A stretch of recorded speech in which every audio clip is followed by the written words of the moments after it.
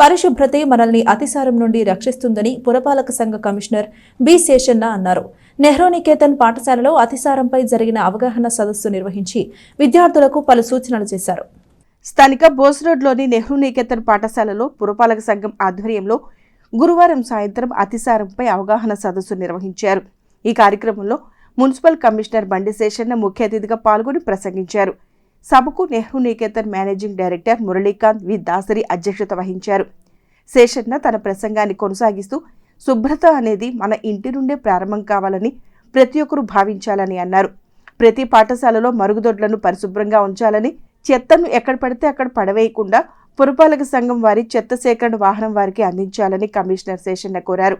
పురపాలక సంఘ ఆరోగ్య శాఖాధికారిని డాక్టర్ కెహెచ్ నిర్మల మాట్లాడుతూ కలుషితమైన నిల్వ ఉన్న ఆహారం తినటం, కలుషితమైన నీరు త్రాగటం, మూత పెట్టని ఈగలు వాలిన ఆహారం తినటం వల్ల అతిసార వ్యాధి వస్తుందని అన్నారు. ఒక రోజులో 3 సార్లు నీళ్ళ విరోచనాలైతే కాచి చల్లార్చిన లేదా మినరల్ వాటర్ ఒక బాటిల్ తీసుకుని దానిలో ఒక ప్యాకెట్ ఓఆర్ఎస్ పొడిని కలుపుకుని 4 గంటల్లోపే తాగాలని అన్నారు. అలా చేసినా కూడా విరోచనాలు తగ్గని ఎడల వైద్యుని సంప్రదించాలని డాక్టర్ నిర్మల సూచించారు. అధ్యక్షత వహించిన మురళీకాంత్ మాట్లాడుతూ పరిశుభ్రతను పాటించడం ప్రతి ఒక్కరి బాధ్యత అన్నారు. ఈ కార్యక్రమంలో శానిటరీ ఇన్స్పెక్టర్ ఆకురాతి రామచంద్రరావు, 6వ తరగతి విద్యార్థిని సుమయ్య ప్రసంగించారు.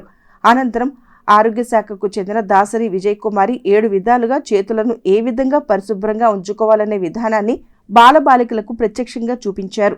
సభ అనంతరం కమిషనర్ శేషన్న డాక్టర్ నిర్మలను దుస్సాల్వ జ్ఞాపికతో నెహ్రూ నికేతన్ యాజమాన్యం ఘనంగా సత్కరించారు.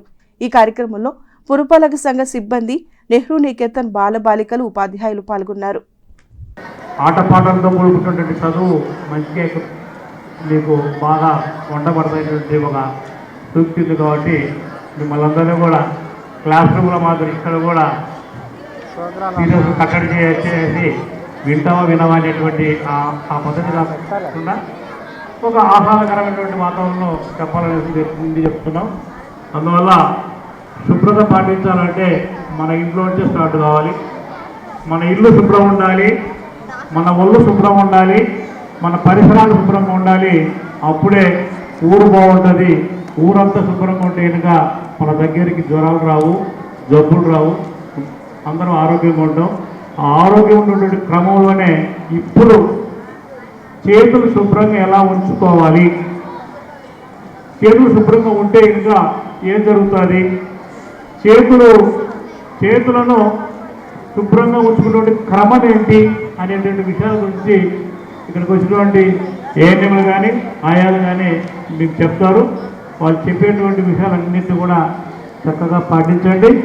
మీరు పాటిస్తూ మీ ఇంట్లో వాళ్ళందరి చేత కూడా పాటించాలి. అదేవిధంగా మీకు ఫ్రెండ్స్ కూడా ఉంటారు వేరే వేరే స్కూల్లో, అలాంటి వాళ్ళందరూ కూడా చెప్పేసి దీన్ని టౌన్ అంతటా కూడా మీకు ఉన్నటువంటి ఫ్రెండ్స్ అందరి ద్వారా ఈ యొక్క హ్యాండ్ వాష్ కార్యక్రమం చేయించాలి. అదేవిధంగా ఈ యొక్క స్కూల్లో మంచి వాతావరణం ఉంది. ఇది గత 50 సంవత్సరాల నుంచి ఎస్టాబ్లిష్ అయినటువంటి స్కూలు. అందువల్ల ఈ స్కూల్లో నుంచి వాయిస్ బయటికి వెళ్ళిపోతే కనుక ఇది ఈ ప్రాంతం డయేరియా రాకుండా మనల్ని మనం ఎట్లా రక్షించుకోవచ్చు. Prevention is better than cure. జబ్బు రాకుండానే మనం చూసుకోవాలి. సో మీరే ఆన్సర్ చెప్పారు. డయేరియా రాకుండా మీరు ఎట్లాంటి ప్రికాషన్స్ జాగ్రత్తలు తీసుకుంటారు. నీళ్ళు ముందు సేఫ్ డ్రింకింగ్ వాటర్, ఇంటి దగ్గర నుంచి తెచ్చుకున్న వాటరు, లేదా స్కూల్లో మీకు మంచి బబుల్స్ కానీ ఎక్కడ ఒక డెసిగ్నేటెడ్ పాయింట్ పెడతారు, డ్రింకింగ్ వాటర్ అని చెప్పేసి లేబుల్ చేసి పెడతారు. సో కంపల్సరీగా సేఫ్ డ్రింకింగ్ వాటర్ తీసుకోవాలి. తర్వాత ఎప్పుడెప్పుడు హ్యాండ్ వాష్ చేసుకోవాలి. ఇంకా బాత్రూమ్కి వెళ్ళొచ్చిన తర్వాత కూడా కంపల్సరీగా హ్యాండ్ వాష్ చేసుకోవాలి. సో ఈ హ్యాండ్ వాషింగ్ పద్ధతి కూడాను మనము చేసుకోవాలి. అన్నం తినే ముందు చేయి కడుక్కున్న తర్వాత ఏం చేయాలి, మళ్ళీ ఇలా తుడిచేసుకోవాలా? ఎందుకు? బట్టల మీద డస్ట్ ఉంటుంది, అంతా ఉంటుంది. చేయి కడుక్కున్న తర్వాత ఇంకా తుడవద్దు. ఓపెన్ చేసుకొని స్పూన్లో తెచ్చుకుంటారు కదా, మ్యాక్సిమం స్పూన్తో తీసుకుంటారు. అంతేగాని మళ్ళీ ఎక్కడంటే అక్కడ తుడిచేసుకొని తల కోసుకొని మళ్ళీ. మన తెనాలి మున్సిపాలిటీ ఎప్పుడూ కూడా they are always first in creating the awareness to the students and the general public by conducting various activities.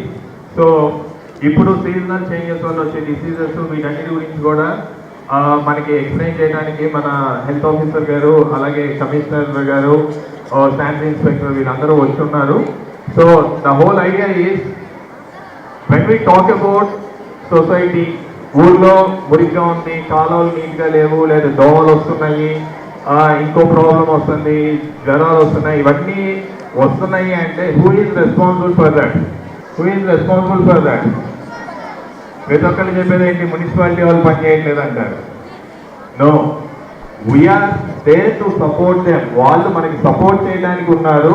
మనం చేయాల్సిన రెస్పాన్సిబిలిటీ మనకు కూడా as citizen we have certain responsibility. మనం ఆ రెస్పాన్సిబిలిటీ ఫుల్ఫిల్ చేస్తేనే మున్సిపాలిటీ చేసే సర్వీసెస్ మనకి ఉపయోగపడతాయి. మనం ఏమీ చేయకుండా ఇష్టం వచ్చినట్టు రోడ్ల మీద ఏది పడితే అది పడేసి, ప్లాస్టిక్ పడేసి, లేకపోతే యూనో వితౌట్ టేకింగ్, మన ఇల్లు మనం శుభ్రం చేసుకోకుండా మున్సిపాలిటీ వాళ్ళు శుభ్రం చేయాలంటే కుదరదు కదా. మన ఇంటి ముందు చెత్త వేసుకోకుండా ఉండాల్సిన రెస్పాన్సిబిలిటీ మనది. వేసి మున్సిపాలిటీ వాళ్ళు వచ్చి తీయలేదంటే that is not right. So మనం as a citizens when we are in a society we are responsible for everything. మనం చేయాల్సిన బాధ్యతలు యాజ్ ఏ మనకి ఫండమెంటల్ రైట్స్ అండ్ ఇవన్నీ చెప్తాం కదా. సో అక్కడ ఫండమెంటల్ రైట్స్ వాటి గురించి మాట్లాడుకున్నప్పుడు we have certain responsibilities also. ఆ రెస్పాన్సిబిలిటీస్ ఫుల్ఫిల్ చేసినప్పుడే మన సొసైటీ బాగుంటుంది, తెనాలి బాగుంటుంది. ఆల్రెడీ మీకు తెలుసు, ఇంతకుముందు మన తెనాలి మున్సిపాలిటీకి నేషనల్ లెవెల్లో అవార్డ్స్ వచ్చినాయి. సో వీటన్నిటికీ రెస్పాన్సిబుల్ ఎవరంటే ద మున్సిపల్ కమిషనర్. సో వాళ్ళు అంత యాక్టివ్గా రెస్పాన్సిబుల్గా యాక్టివిటీస్ చేయడం, ఇలాంటి అవేర్నెస్ ప్రోగ్రామ్స్ కండక్ట్ చేయడం వల్లే we are all safe here. So now they are here to give us certain instructions as well as advices. మనం ఎలా ఉంటే ఇంకా మనల్ని మనం రక్షించుకోగలుగుతాం అని చెప్పడానికి they are here. So please maintain a complete silence and follow their instructions from tomorrow, and wishing all a very